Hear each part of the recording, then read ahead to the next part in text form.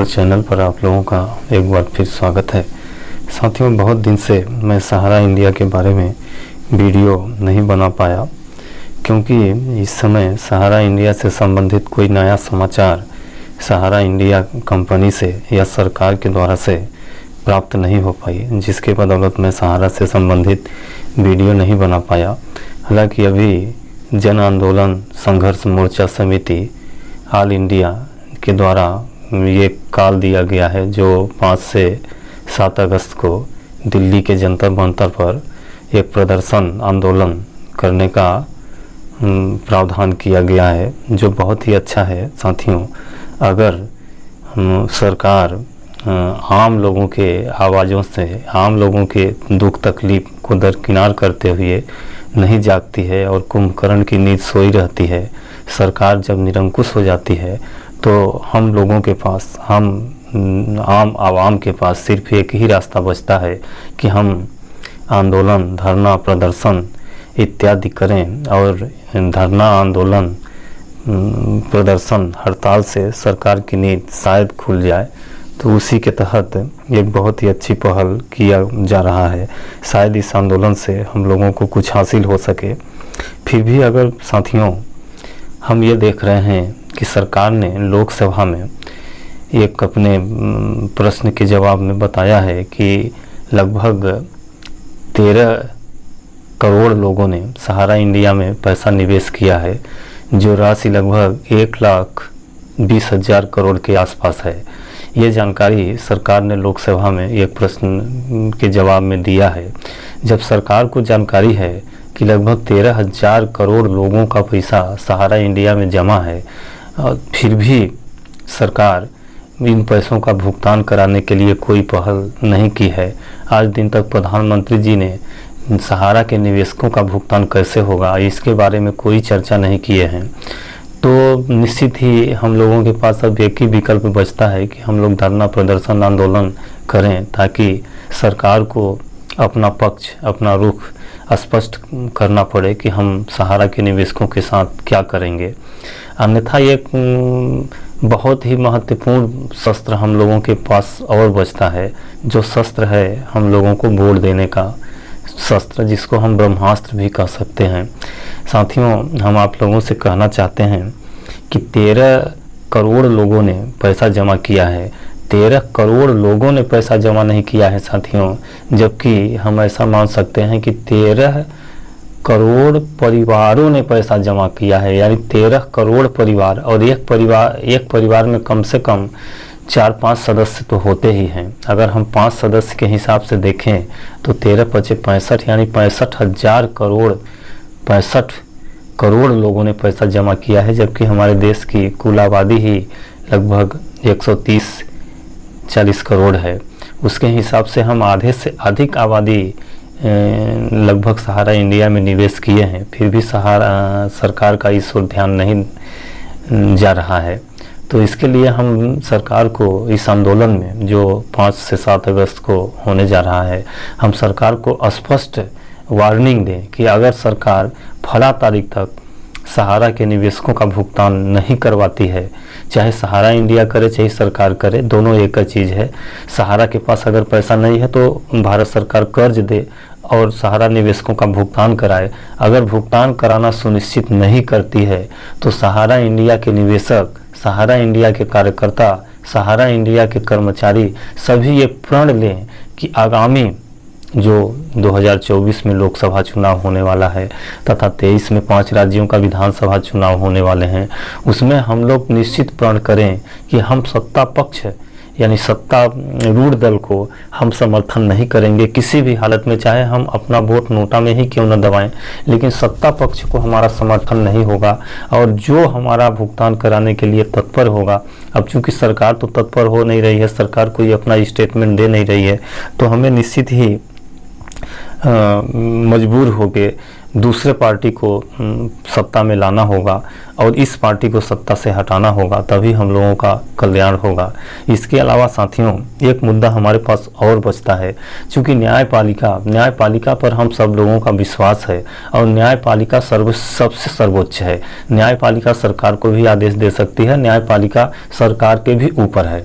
तो आज दिन तक जितने भी याचिकाएं, जितने भी रिट पिटीशन आवेदन दायर हुए हैं, सभी व्यक्ति सिर्फ अपना मतलब से, अपना रिटर्न प्राप्त करने के उद्देश्य से ही पैसा की मिल जाए, उसी उद्देश्य से ही रिट पिटीशन या आवेदन या याचिकाएं सुप्रीम कोर्ट या हाई कोर्ट में प्रस्तुत किए हैं।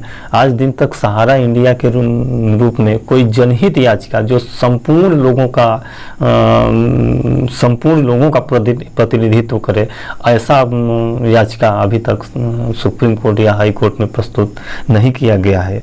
तो मैं चाहता हूं कि देश के करोड़ों जमाकर्ता व बेरोजगार हो रहे लाखों कर्मचारी तथा करोड़ों कार्यकर्ता के हितों की रक्षा के लिए क्यों न सुप्रीम कोर्ट में एक जनहित याचिका दायर किया जाए। और ये जनहित याचिका जिसके तत्वाधान में 5 से 7 अगस्त को दिल्ली के जंतर मंतर पर आंदोलन हो रहा है, मैं चाहता हूं कि उन्हीं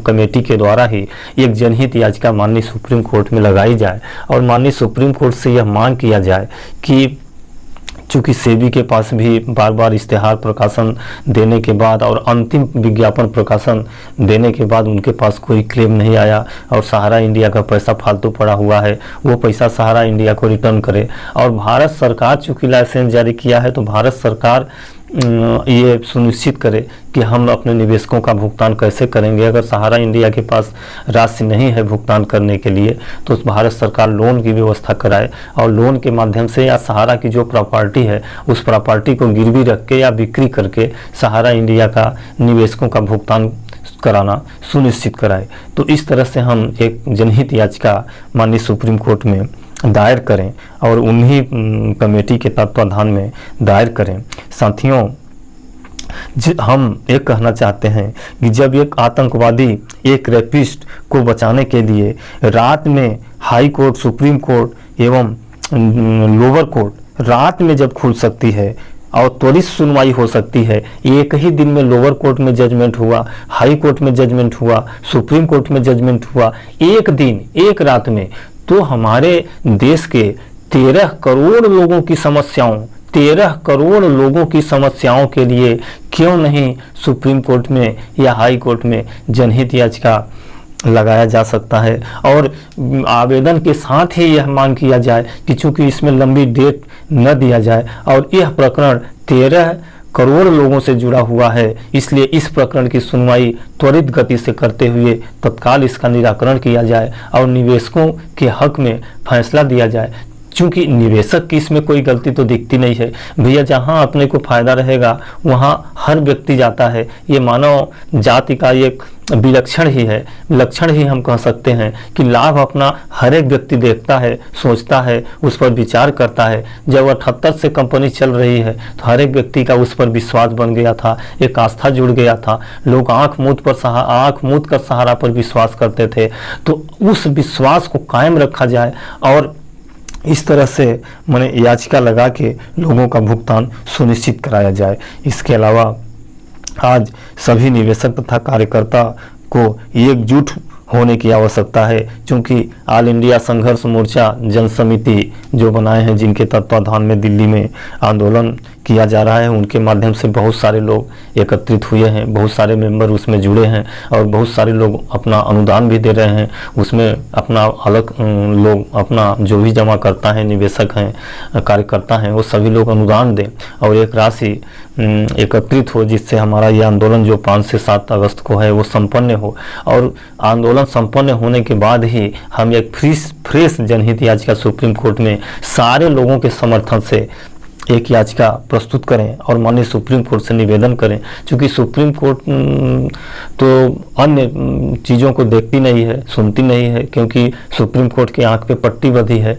हम जो तथ्य उनके सामने लिख के देंगे या जो तथ्य हम बताएंगे, सिर्फ सुप्रीम कोर्ट उसी पर डिसीजन करेगी। तो सुप्रीम कोर्ट के सामने हम अपनी पीड़ा, अपनी मजबूरी, अपना दुख, अपना दर्द बयां करें कि हम किस तरह से 10 साल से दर दर की ठोकरें खाने को मजबूर हैं।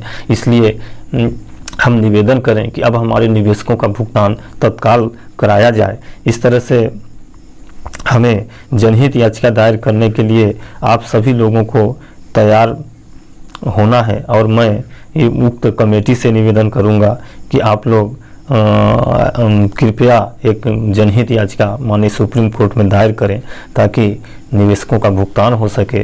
आंदोलन धरना प्रदर्शन तो चलता रहेगा, लेकिन हमें एक दूसरा वे भी अपनाना चाहिए, क्योंकि हमारे सामने अब 3 रास्ता है। एक तो धरना प्रदर्शन आंदोलन हो गया, दूसरा हम कानूनी सहायता माननीय सुप्रीम कोर्ट हाई कोर्ट से ले सकते हैं, और तीसरी रूप से हम प्रेशर बनाएंगे सरकार के ऊपर कि अगर सरकार हम लोगों का भुगतान नहीं करती है तो हम सरकार को वोट नहीं देंगे, आगामी चुनाव में उनका बहिष्कार करेंगे। हमारा कोई भी कार्यकर्ता जो सहारा इंडिया का निवेशक है या एजेंट है या कर्मचारी है, वह खुद और उनके परिवार का कोई भी व्यक्ति सत्तारूढ़ दल को वोट नहीं देगी, जिससे इस तरह के दबाव से निश्चित है कि हम लोगों की जीत होगी, सत्य की जीत होगी। क्योंकि हम लोगों का कोई मांग अन्यथा मांग तो है नहीं, हम कोई गलत चीज़ों पर तो सरकार पर दबाव डाल नहीं रहे हैं। हम लोग अपना खून पसीने की पैसों की मांग कर रहे हैं, जो हम लोगों ने 1-1 रुपये 2-2 रुपये 10-10 रुपये करके जमा किया है, उस पैसे का मांग कर रहे हैं। इसलिए हम लोग सत्य की लड़ाई लड़ रहे हैं और सत्य कभी हार नहीं सकता। इसलिए हमें पूर्ण विश्वास है कि अगर हम जनहित याचिका माननीय सुप्रीम कोर्ट में लगाएंगे तो हमें निश्चित ही सफलता मिलेगी। इसी वाणी के साथ मैं अपने वाणी को विराम देता हूँ। जय हिंद, जय भारत, जय सहारा, जय कमेटी। कृपया आप लोग हमारे चैनल को सब्सक्राइब कर लें और इस वीडियो को अधिक से अधिक शेयर करें ताकि यह वीडियो आल जन मोर्चा समिति क्या कमेटी बनाए हैं उन तक ये आवाज़ पहुँचे और वो लोग जनहित याचिका लगाने के लिए ये मजबूर हो जाएं और जनहित याचिका लगाएं। जी दोस्तों, नमस्कार।